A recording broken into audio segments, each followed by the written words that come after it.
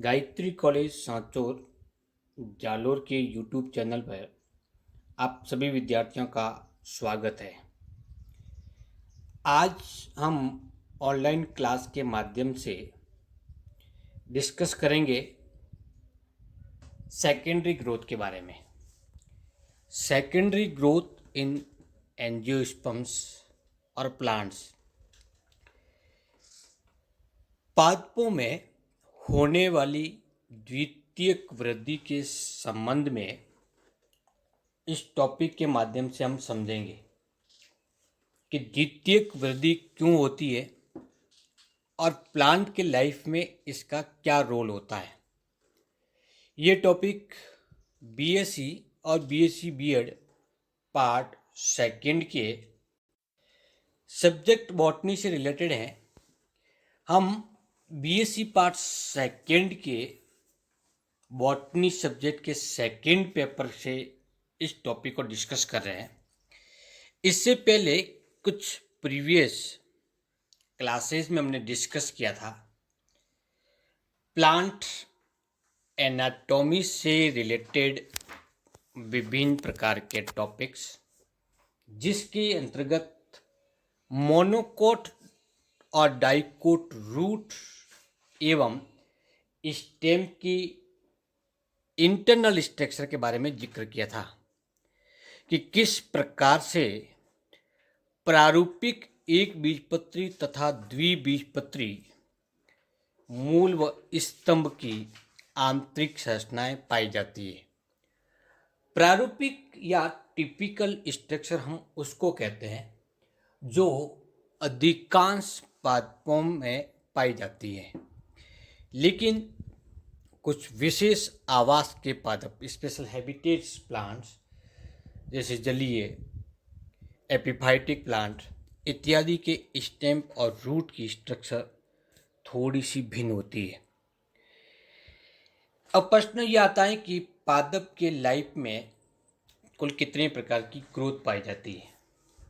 तो जब हम वेजिटेटिव ग्रोथ की बात करें तो वेजिटेटिव ग्रोथ दो प्रकार की होती है। एक प्राइमरी ग्रोथ होती है जिसके फलस्वरूप प्लांट की लेंथ में वृद्धि होती है, और दूसरी सेकेंडरी ग्रोथ होती है जिसके फलस्वरूप पादप भाग के मोटाई में वृद्धि होती है।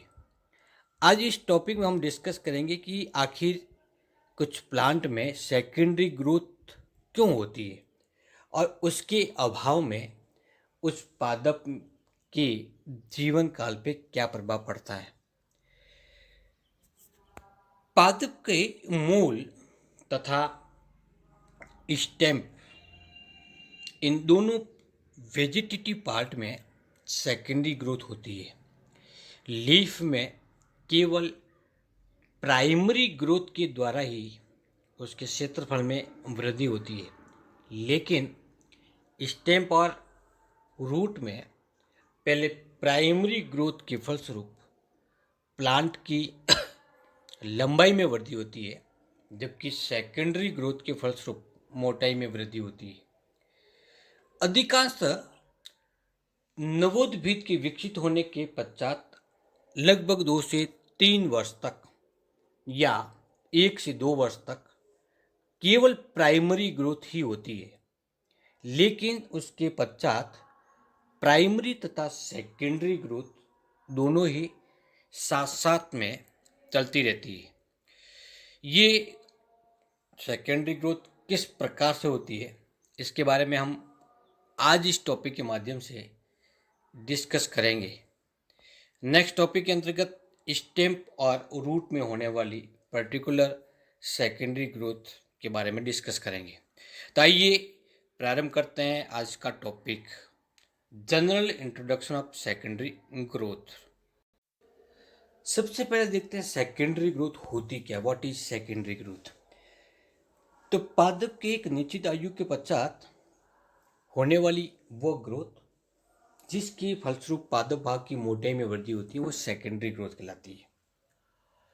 अब ये सेकेंडरी ग्रोथ प्लांट्स में क्यों पाई जाती है, इसकी आवश्यकता क्यों पड़ी, तो why need it increase the ability of plants to absorb water and facilitate transport of water and mineral in bulk quantities.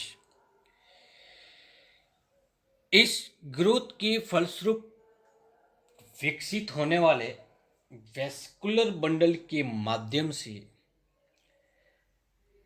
पादप में जल, खनिज लवण तथा अन्य खाद्य पदार्थ का बहुत अधिक मात्रा में और आसानी से ट्रांसपोर्टेशन हो सकता है। क्योंकि सेकेंडरी ग्रोथ में मैकेनिकल टिश्यूज जैसे जाइलम और फ्लोएम का निर्माण होता है, तो इन टिश्यूज की अधिक मात्रा में निर्मित होने के कारण ये पादप भाग को सपोर्ट प्रदान करता है, जिससे वो एक अपनी निश्चित अवस्था में बने रहें। लंबे प्लांट के स्टेम में यदि सेकेंडरी ग्रोथ नहीं होती हो तो उस स्थिति में उस स्टेम पर लगे हुए शाखाओं को धारण नहीं कर सकते, फलस्वरूप प्लांट वर्टिकल कंडीशन में या इरेक्ट फॉर्म में खड़ा नहीं रह सकता। पादप को इरेक्ट फॉर्म में बनाए रखने के लिए मैकेनिकल सपोर्ट की आवश्यकता होती है, जो कि फ्लोएम और जाइलम के द्वारा प्रदान की जाती है। और ये जाइलम और फ्लोएम सेकेंडरी ग्रोथ के फलस्वरूप निर्मित होते हैं। हालांकि प्राइमरी ग्रोथ के फलस्वरूप भी जाइलम और फ्लोएम विकसित होते हैं, लेकिन उनमें स्क्लेरेनकाइमेटस सेल्स कम पाए जाने के कारण वो पूरे पादप के भार को सहन नहीं कर सकते। और सेकेंड, ये स्क्लेरेनकाइमेटस सेल्स और टिश्यूज पादप को अपनी मूल अवस्था में बनाए रखने में सहायक होता है। तो जो पहली कंडीशन आती है कि इसकी आवश्यकता क्यों होती है, तो होने का मुख्य कारण खाद्य पदार्थ व जल तथा खनिज लवणों के परिवहन और मैकेनिकल सपोर्ट में। कई प्रकार के ऐसे प्लांट्स होते हैं जो क्रीपर्स टाइप होते हैं अथवा वीक स्टेम युक्त होते हैं, दुर्बल तने युक्त होते हैं। उन दुर्बल तने युक्त पादपों में सेकेंडरी ग्रोथ के फलस्वरूप ही सेकेंडरी जाइलम और फ्लोएम बनते हैं, जिसमें स्क्लेरेनकाइमेटस सेल्स की मात्रा अधिक होने के कारण वो उस पादप भाग को लचक में दृढ़ता प्रदान करते हैं। फ्लेक्सिबल रिजिडिटी प्रदान करने के कारण वो दुर्बल तने के प्लांट आसानी से जीवित रह सकते हैं। कौन से पादपों में सेकेंडरी ग्रोथ पाई जाती है? तो इस प्रश्न का आंसर होता है केवल मोनोकॉट स्टेम्प और डाइकॉट स्टेम्प और डाइकॉट रूट में सेकेंडरी ग्रोथ पाई जाती है, जबकि मोनोकॉट्स प्लांट पार्ट्स में सेकेंडरी ग्रोथ नहीं होती। अर्थात मोनोकॉट प्लांट्स में केवल और केवल प्राइमरी ग्रोथ ही होती है, इसलिए इन प्लांट्स का लाइफ साइकिल डाइकॉट्स की तुलना में कम होता है।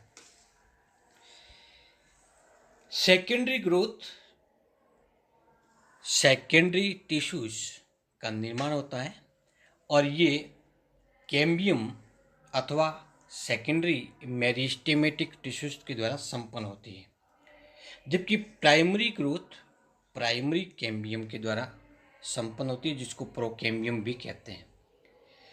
रूट अथवा स्टेम में सेकेंडरी ग्रोथ दो प्रकार की होती है।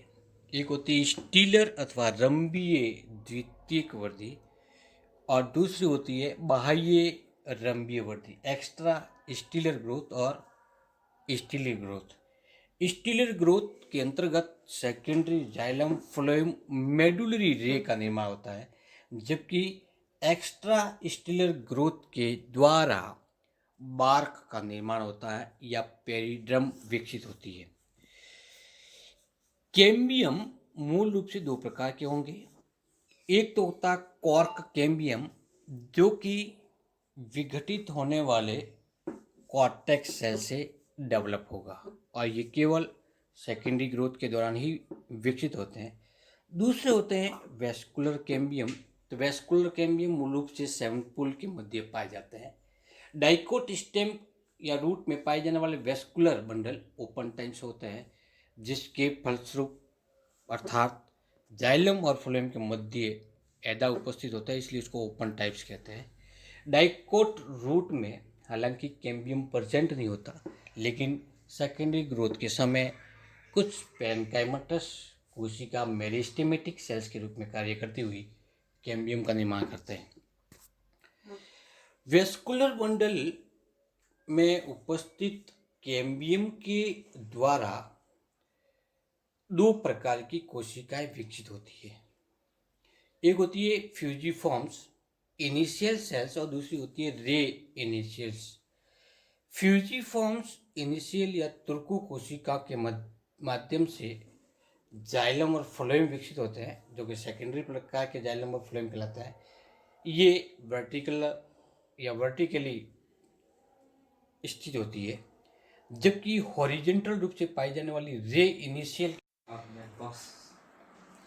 इनिशियल्स वेस्कुलर सेल्स के द्वारा, जो कि क्षैतिज दिशा में स्थित होती है, इसके द्वारा दो प्रकार की रेज विकसित होती है। जाइलम के मध्य जाइलम रेज तथा फ्लोएम के मध्य फ्लोएम रेज बनती है। कॉर्टेक्स कोशिका, जो कि सेकेंडरी ग्रोथ के समय सक्रिय होकर के मेरिस्टेमेटिक कोशिका के रूप में कार्य करती है, उसको हम कॉर्क कैम्बियम कहते हैं। ये कॉर्क कैम्बियम या फेलोजन कहलाता है। इसके द्वारा निर्मित होने वाली कोशिकीय परत को पेरिड्रम कहते हैं। पेरिड्रम दो भागों से मिलकर बनी होती है। एक होता है कॉर्क सेल या फेलम और दूसरा होता है कॉर्क पेरेन्काइमा या फेलोडम। फेलोजन, फेलम और फेलोडम, इन तीनों परतों को सम्मिलित रूप से हम बार्क के नाम से जानते हैं, बार्क या शाल के नाम से जानते हैं। तो इस प्रकार से सेकेंडरी ग्रोथ के दौरान कैम्बियम, जो कि सेकेंडरी टिश्यूज का निर्माण करके पादप भाग की मोटाई में वृद्धि करता है, दो प्रकार के स्थित होते हैं।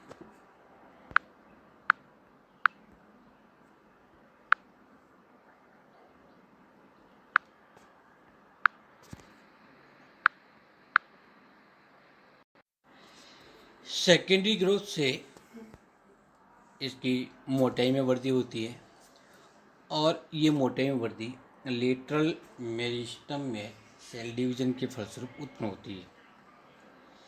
प्राइमरी और सेकेंडरी ग्रोथ होती है वो लगभग एक साथ में संपन्न होती है, लेकिन कभी कभी कुछ पार्ट विशेष में ये अलग अलग हो सकती है। मुख्य रूप से सेकेंडरी ग्रोथ ओल्ड पार्ट में पहले होती है और यंग पार्ट के अंतर्गत बाद में होती है।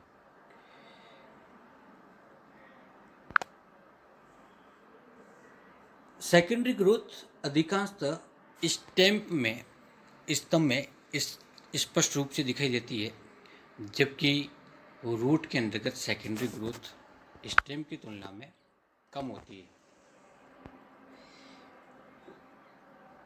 स्तंभ और रूट पे पाए जाने वाली इस सेकेंडरी ग्रोथ के फलस्वरूप ये पादप भाग अधिक मोटे हो जाते हैं।